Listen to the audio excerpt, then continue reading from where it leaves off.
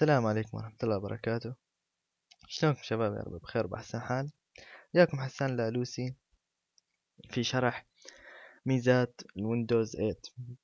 في البداية راح أشرح شلون نطفي أو نسوي شيت داون للويندوز 8، لأن بالويندوز 8 ماكو قائمة ستارت، بس ضافوا قائمة جديدة اسمها المترو، وهاي بعدين راح نشرحها.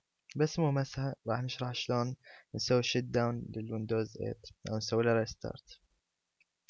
نروح على الزاوية هاي، تشوفون هاي الزوايا تابع الماوس، هاي الزاوية. نروح على آخر زاوية، بعدين نصعد هنا راح تشوف الاختيارات اللي هنا تطلع لك، اللي هي السيرش والشير والستارت اللي هي قائمة المترو، والديفايسز يعني ال- الأجهزة المرتبطة بجهازك عن طريق الشير، والسيتنجز.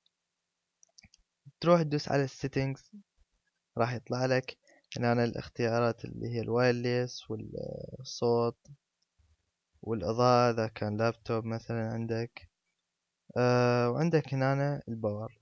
من هنا بالباور تقدر تسوي له شت داون وريستارت أو سليب حسب اختيارك، وهي هاي الطريقة على مود تسوي شت داون للويندوز 8. طيب خلصنا هاي الدرس، وتابعوا الدرس القادم في شرح ميزات الويندوز 8. تحياتي لكم.